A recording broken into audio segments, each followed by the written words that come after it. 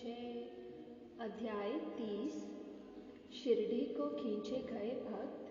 भनी के काका वेद, खुशहालचंद, बम्बई के रामलाल पंजाबी। इस अध्याय में बतलाया गया है कि 3 अन्य भक्त किस प्रकार शिरडी की ओर खींचे गए। प्राकथन: जो बिना किसी कारण भक्तों पर संदेह करने वाले दया के सागर हैं तथा निर्गुण होकर भी भक्तों के प्रेमवश ही जिन्होंने स्वेच्छा पूर्वक मानव शरीर धारण किया, जो ऐसे भक्त वत्सल हैं कि जिनके दर्शन मात्र से ही भवसागर के भय और समस्त कष्ट दूर हो जाते हैं, ऐसे श्री साईनाथ महाराज को हम नमन करें। भक्तों को आत्मदर्शन कराना ही संतों का प्रधान कार्य है। श्री साईं जो संत शिरोमणि हैं, उनका तो मुख्य ध्येय ही यही है। जो उनके श्री चरणों की शरण में जाते हैं, उनके समस्त पाप नष्ट होकर निश्चित ही दिन प्रतिदिन प्रगति करते हैं। उनके श्री चरणों का स्मरण कर पवित्र स्थानों से भक्तगण शिरडी आते और उनके समीप बैठकर श्लोक पढ़कर गायत्री मंत्र का जाप किया करते थे। परंतु जो निर्बल तथा सर्व प्रकार से दीनहीन हैं और जो यह भी नहीं जानते कि भक्ति किसे कहते हैं, उनका तो केवल इतना ही विश्वास है कि अन्य सब लोग उन्हें असहाय छोड़कर उपेक्षा भले ही कर दें, परंतु अनाथों के नाथ और प्रभु श्री साईं मेरा कभी परित्याग न करेंगे। जिन पर वह कृपा करे, उन्हें प्रचंड शक्ति, नित्य अनित्य में विवेक तथा ज्ञान सहज ही प्राप्त हो जाता है। वे अपने भक्तों की इच्छाएं जानकर उन्हें पूर्ण किया करते हैं, इसलिए भक्तों को मनोवांछित फल की प्राप्ति हो जाया करती है और वे सदा कृतज्ञ बने रहते हैं।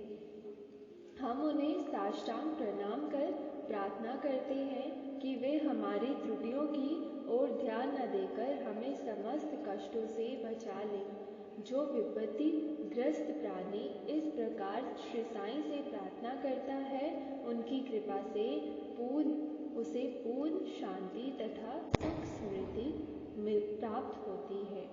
श्री हेमानपंत कहते हैं कि हे मेरे साईं, तुम तो दया के सागर हो। ये तो तुम्हारी ही दया का फल है जो आज ये साईं सच्चरित्र भक्तों के समक्ष प्रस्तुत है। अन्यथा मुझ में इतनी योग्यता कहाँ जो ऐसा कठिन कार्य करने का दुस्साहस भी कर सकता। जब पूर्ण उत्तरादित्य साईं ने अपने ऊपर ही ले लिया तो हेमानपंत तो दिल मात्र भी भार प्रतीत न हुआ और न ही इसकी उन्हें चिंता ही हुई। श्री साईं ने इस ग्रंथ के रूप में उनकी सेवा स्वीकार कर ली। यह केवल उनके पूर्व जन्म के शुभ संस्कारों के कारण ही संभव हुआ, जिसके लिए वे अपने को भाग्यशाली और कृतार्थ समझते हैं। नीचे लिखी कथा कपोल कल्पित नहीं, वर्णन विशुद्ध अमृतुल्य है। इसे जो हृदयगम करेगा, उसे श्री साईं की महानता और सर्वव्यापकता विदित हो जाएगी। परंतु जो वाद विवाद और आलोचना करना चाहते हैं, उन्हें इन कथाओं की ओर ध्यान देने की आवश्यकता भी नहीं है। यहाँ तर्क ही नहीं, वर्णन प्रगाढ़ प्रेम और भक्ति की अत्यंत अपेक्षा है। विद्वान भक्त तथा श्रद्धालु जन अथवा जो अपने को साईं पद सेवक समझते हैं, उन्हें ही ये कथाएं रुचिकर तथा शिक्षाप्रद प्रतीत होंगी। अन्य लोगों के लिए तो वे निरी कपोल कल्पनाएं ही हैं। श्री साईं के अंतरंग भक्तों को श्री साईं लीलाएं कल्प तरु के सदृश है। श्री साईं लीला रूपी अमृत पान करने से अज्ञानी जीवों को ज्ञान, गृहस्थ श्रमियों को संतोष तथा मुमुक्षुओं को एक उच्च साधन प्राप्त होता है। अब हम इस अध्याय की मूल कथा पर आते हैं। काका जी वैद। नासिक जिले के वनी ग्राम में काकाजी वेद नाम के एक व्यक्ति रहते थे। वे श्री सप्तरंगी देवी के पुजारी थे। एक बार वे विपत्तियों में कुछ इस प्रकार ग्रसित हुए कि उनके चित्त की शांति भंग हो गई और वे बिल्कुल निराश हो उठे। एक दिन अति व्यथित होकर देवी के मंदिर में जाकर अंतःकरण से वे प्रार्थना करने लगे कि हे देवी, हे दयामयी, मुझे कष्टों से शीघ्र मुक्त करो। उनकी प्रार्थना से देवी प्रसन्न हो गई और उसी रात्रि को उन्हें स्वप्न में बोली कि तू बाबा के पास जा, वहाँ तेरा मन शांत और स्थिर हो जाएगा। बाबा का परिचय जानने को काकाजी बड़े उत्सुक थे, परंतु देवी से प्रश्न करने के पूर्व ही उनकी निद्रा भंग हो गई। वे सोचने लगे कि ऐसे ये कौन से बाबा हैं जिनकी ओर देवी ने मुझे संकेत किया है। कुछ देर सोचने के पश्चात वे इस निष्कर्ष पर पहुंचे कि संभव है कि वे त्र्यंबकेश्वर बाबा शिव ही हो। इसलिए वे पवित्र तीर्थ त्र्यंबकम नासिक गए और वहाँ इस दिन व्यतीत किए और वहाँ 10 दिन व्यतीत किए। वे प्रातःकाल उठकर स्नान आदि से निवृत्त हो रुद्र मंत्र का जाप कर साथ ही साथ अभिषेक व अन्य धार्मिक कृत्य भी करने लगे, परंतु उनका मन पूर्वतः ही अशांत बना रहा। तब फिर अपने घर लौटकर वे अति करुण स्वर में देवी की प्रार्थना करने लगे। उसी रात्रि में देवी ने उन्हें पुनः स्वप्न में दर्शन देकर कहा कि तू व्यर्थ ही त्र्यंबकेश्वर क्यों गया? बाबा से तो मेरा अभिप्राय था शिरडी के श्री साईं समर्थ। अब काकाजी के समक्ष मुख्य प्रश्न ये उपस्थित हो गया कि वे कैसे और कब शिरडी जाकर बाबा के श्री दर्शन का लाभ उठाएं। यथार्थ में यदि कोई व्यक्ति किसी संत के दर्शन को आतुर हो तो केवल संत ही नहीं, भगवान भी उनकी इच्छा पूर्ण कर देते हैं। वस्तुतः यदि पूछा जाए तो संत और अनंत एक ही है और उनमें कोई भिन्नता नहीं। यदि कोई कहे कि मैं स्वतः ही अमुक संत के दर्शन को जाऊंगा तो इसे निरे धम्म के अतिरिक्त और क्या कहा जा सकता है। संत की इच्छा के विरुद्ध उनके समीप जाकर कौन दर्शन ले सकता है? उनकी सत्ता के बिना वृक्ष का एक पत्ता भी नहीं हिल सकता। जितनी तीव्र उत्कंठा संत दर्शन की होगी, तदनुसार ही उसकी भक्ति और विश्वास में वृद्धि होती जाएगी और उतनी ही शीघ्रता से उसे उनकी मनोकामना भी पूर्ण होगी। जो निमंत्रण देता है वे आदर आतिथ्य का प्रबंध भी करता है। काकाजी के संबंध में सचमुच यही हुआ। श्यामा की मान्यता। जब काकाजी शिरडी यात्रा का विचार कर रहे थे, उसी समय उनके यहाँ एक अतिथि आया जो कि श्यामा के अतिरिक्त और कोई न था। श्यामा बाबा के अंतरंग भक्तों में से थे। वे ठीक इसी समय वनी में क्यों और कैसे आ पहुँचे, अब हम इस पर दृष्टि डालें। बाल्य अवस्था में वे एक बार बहुत बीमार पड़ गए थे। उनकी माता ने अपनी कुल देवी सप्तरंगी से प्रार्थना की कि यदि मेरा पुत्र निरोग हो जाए तो मैं उसे तुम्हारे चरणों पर लाकर डालूंगी। कुछ वर्षों के पश्चात ही उनकी माता के स्तन में दाद हो गई। तब उन्होंने पुनः देवी से प्रार्थना की कि यदि मैं रोग मुक्त हो जाऊं तो मैं तुम्हें चांदी के 2 स्तन चढ़ाऊंगी। पर ये दोनों वचन अधूरे ही रहे। परंतु जब वह मृत्यु शैया पर पड़ी थी तो उन्होंने अपने पुत्र श्यामा को समीप बुलाकर उन दोनों वचनों की स्मृति दिलाई तथा उन्हें पूर्ण करने का आश्वासन पाकर प्राण त्याग दिए। कुछ दिनों के पश्चात वे अपनी यह प्रतिज्ञा भूल इसे भूले पूरे 30 वर्ष व्यतीत हो गए। तभी एक प्रसिद्ध ज्योतिषी शिरडी आए और वहाँ लगभग 1 मास ठहरे। श्रीमान बूटी साहब और अन्य लोगों को बतलाई उनकी सभी भविष्यवाणी जिनसे सबको पूर्ण संतोष था। श्यामा के लघु भ्राता पापा जी ने भी उनसे कुछ प्रश्न पूछे। तब ज्योतिषी ने उन्हें बताया कि तुम्हारे यशेष भ्राता ने अपनी माता को मृत्युशैया पर जो वचन दिए थे उनके अब तक पूर्ण न किए जाने के कारण देवी असंतुष्ट होकर उन्हें कष्ट पहुंचा रही है। ज्योतिषी की बात सुनकर श्यामा के उन अपूर्ण वचनों की स्मृति हो आई। अब और विलंब करना खतरनाक समझकर उन्होंने सुनार को बुलाकर शीघ्र चांदी के 2 स्तन तैयार कराए और उन्हें मस्जिद में ले जाकर बाबा के समक्ष रख दिया तथा प्रणाम कर उन्हें स्वीकार कर वचन मुक्त करने की प्रार्थना दी।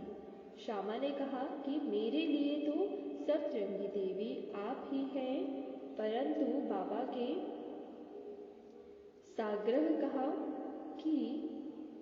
ने साग्रह कहा कि तुम इन्हें स्वयं ले जाकर देवी के चरणों में अर्पित करो। बाबा की आज्ञा वे उधी लेकर उन्होंने वने को प्रस्थान कर लिया। पुजारी का घर पूछते पूछते वे काका जी के पास जा पहुंचे। काका जी इस समय बाबा के दर्शनों को बड़े उत्सुक थे और ठीक ऐसे ही मौके पर श्यामा भी वहां पहुंच गई। ये संयोग भी कैसा विचित्र था। काका जी ने आगंतुक से उनका परिचय प्राप्त कर पूछा कि आप कहाँ से पधार रहे हैं। जब उन्होंने सुना कि वे शिरडी से ही आ रही हैं तो वे एकदम प्रेमोन्मत्त हो श्यामा से लिपट गए और फिर दोनों का श्री साईं लीलाओं पर वार्तालाप आरंभ हो गया। अपने वचन संबंधी कृत्यों को पूर्ण कर वे काका जी के साथ शिरडी लौट आए।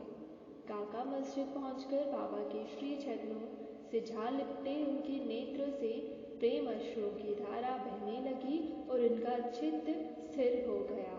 देवी के दृष्टानुसार जैसे ही उन्होंने बाबा के दर्शन किए उनके मन की अशांति तुरंत नष्ट हो गई और वे परम शांति का अनुभव करने लगे। वे विचार करने लगे कि कैसी अद्भुत शक्ति है कि बिना कोई संभाषण या प्रश्नोत्तर किए अथवा आशीष पाए दर्शन मात्र से ही अपार प्रसन्नता हो रही है। सचमुच में दर्शन का महत्व तो इसे ही कहते हैं। उनके तृषित नेत्र साईं चरणों पर स्थिर हो गए और वे अपनी जीभा से एक शब्द भी न बोल सके। बाबा की अन्य लीलाएं सुनकर उन्हें अपार आनंद हुआ और वे पूर्वता बाबा के शरणागत हो गए। सब चिंताओं और कष्टों को भूलकर वे परम आनंदित हुए। उन्होंने वहां सुखपूर्वक 12 दिन व्यतीत किए और फिर बाबा की आज्ञा आशीर्वाद तथा उधी प्राप्त कर अपने घर लौट गए। खुशहाल चंद रहता निवासी। ऐसा कहते हैं कि प्रातः बेला में जो स्वप्न आता है वह बहुधा जागृत अवस्था में सत्य निकलता है। ठीक है, ऐसा ही होता होगा, परंतु बाबा के संबंध में समय का ऐसा कोई प्रतिबंध नहीं था। ऐसा ही एक उदाहरण प्रस्तुत है। बाबा ने एक दिन तृतीय प्रहर काका साहब को तांगा लेकर रहाता से खुशहाल चंद को लाने के लिए भेजा, क्योंकि खुशहाल चंद से उनकी कई दिनों से भेंट न हुई थी। रहाता पहुंचकर काका साहब ने ये संदेश उन्हें सुना दिया। ये संदेश सुनकर उन्हें महान आश्चर्य हुआ और वे कहने लगे कि दोपहर को भोजन के उपरांत थोड़ी देर मुझे चपकी आ गई थी।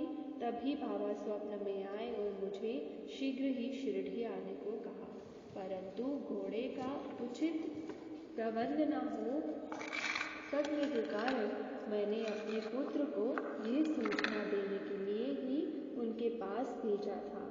जब वह गांव की सीमा तक ही पहुंचा था तभी आप सामने से तांगे में आते दिखे। वे दोनों तांगे में बैठकर शिरडी पहुंचे तथा बाबा से भेंट कर उन्हें बड़ी प्रसन्नता हुई।